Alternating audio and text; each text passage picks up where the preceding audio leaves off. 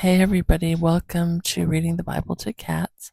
Sorry the picture of Henry is kind of at a weird angle, but at least you can see his cute paw. Um maybe he'll turn around and we'll see his face. I don't know. I'm going to read from 1 Samuel chapter 4. It's interesting because I was at my friend's last night and he wanted to watch that Amazon Prime show House of David. So we watched about 3 episodes, and Samuel the prophet figures prominently in that. And guess what? We're reading First Samuel. So, um, but yeah, I thought it was good.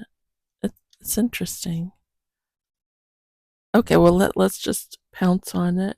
Sorry, everybody, it's the morning. Yeah, I'm tired. Also, I don't know what's going on with my uploads. It used to be I could just upload and it would be like 30 minutes and it'd be up. My video would be uploaded, but lately it's been taking hours and hours and hours and all day. So hopefully this video will post at 5 p.m. Eastern time like I planned. But if it's a little late, sorry. Okay, I just have the Archaeological Study Bible near me, so I'm going to read from that. And we'll begin chapter 4.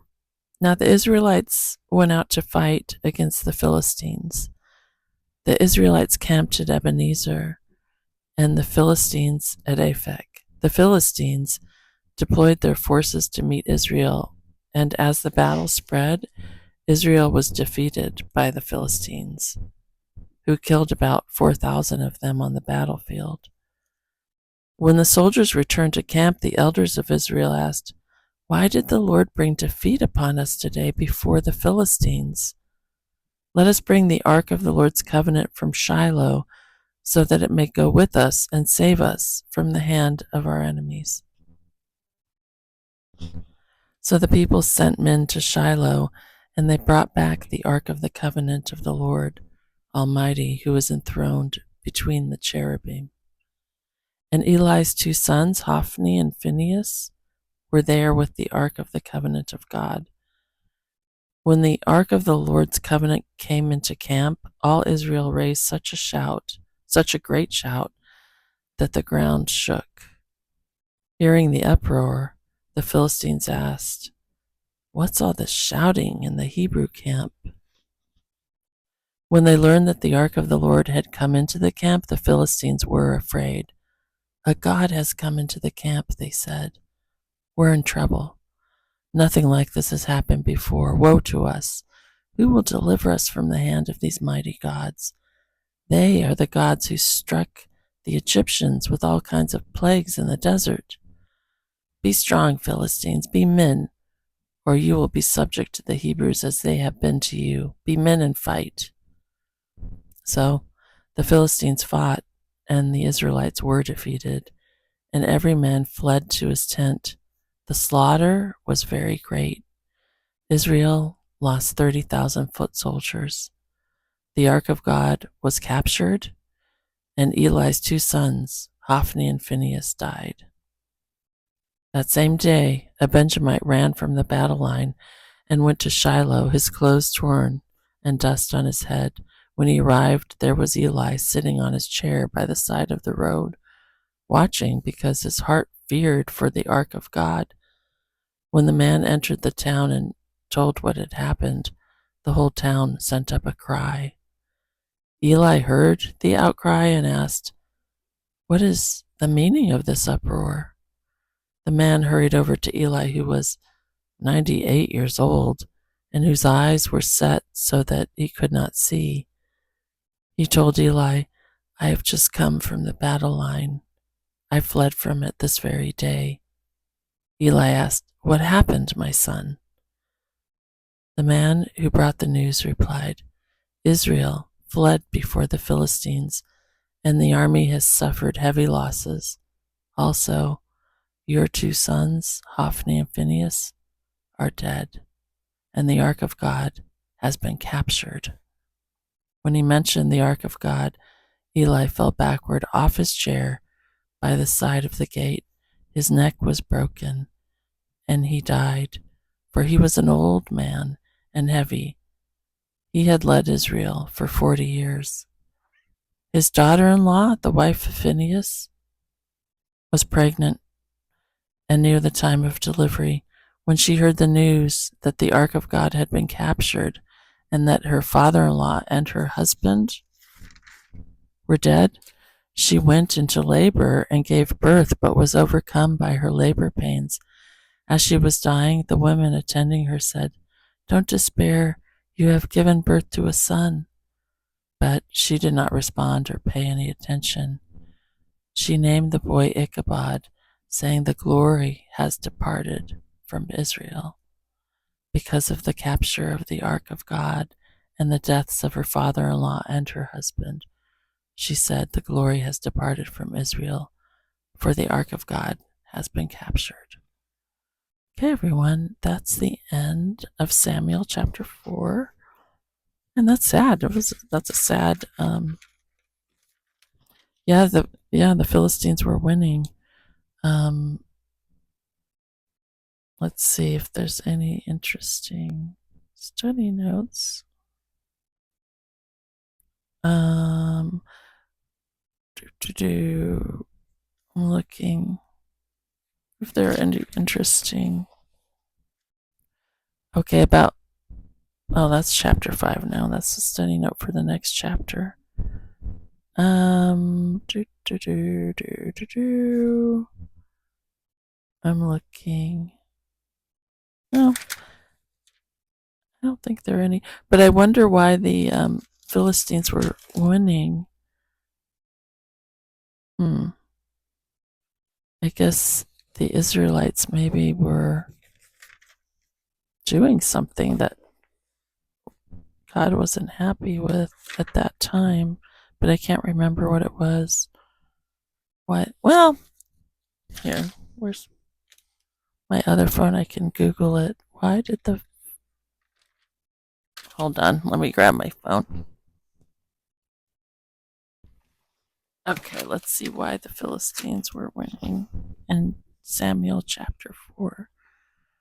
Get yourself a cup of tea or coffee or something while I Google this.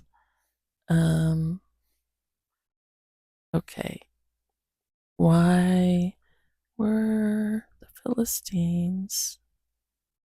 Oops. Why were the Philistines winning in Samuel chapter 4? And Samuel 4. Okay, let me look. Oh.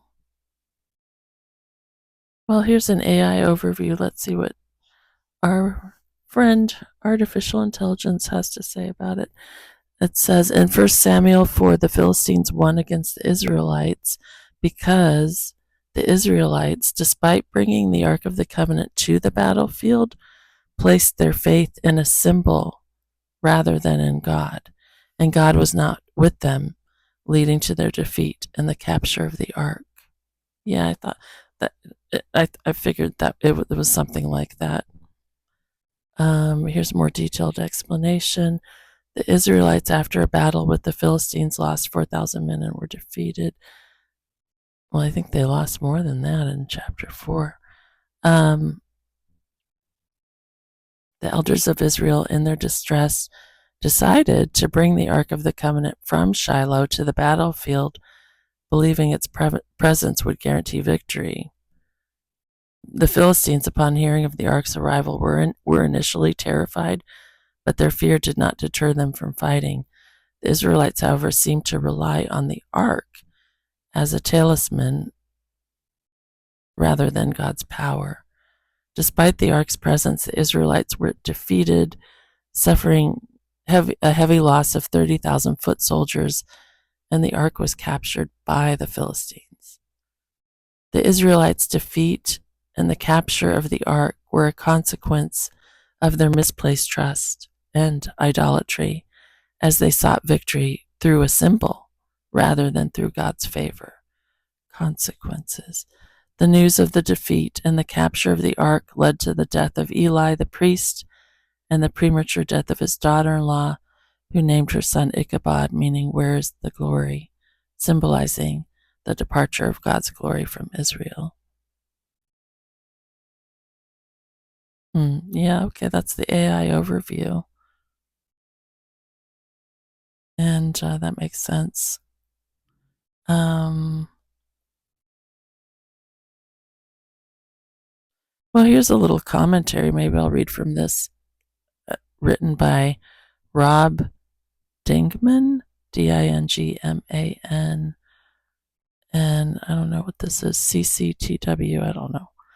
But what does he say? He says, Israel goes out to meet the Philistines in battle.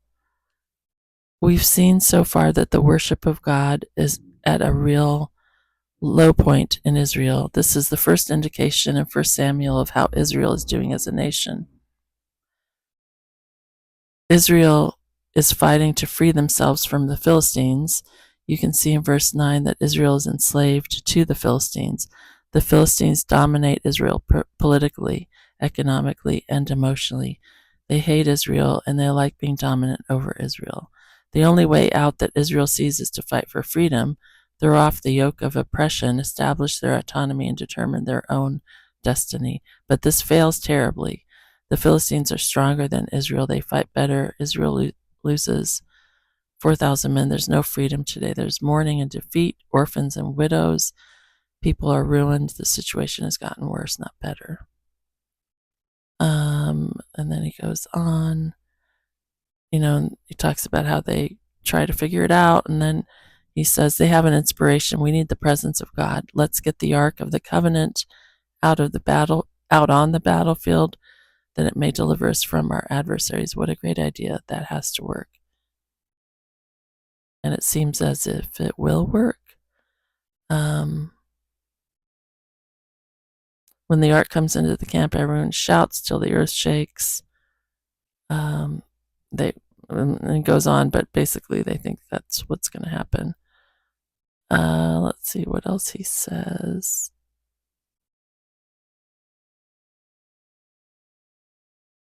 Against everyone's expectations, Israel is completely defeated before the enemy. Okay, let's see. Well, he references Judges 13, verse 1. Now the sons of Israel again did evil in the sight of the Lord, so that the Lord gave them into the hands of the Philistines 40 years. Doing evil again refers to forsaking the Lord and worshiping other gods. God is not with them because they are not with God. They ignored their relationship with God. They refused to take notice of, failed to give proper attention to, dismissed it as of little importance. They went after the blessings they desired directly without seeking them through seeking the Lord. Okay, he goes on. Well, basically, they weren't trusting in the Lord. It was, kind of like the AI overview said. They were kind of using the ark as a lucky charm, I guess. You know what I mean?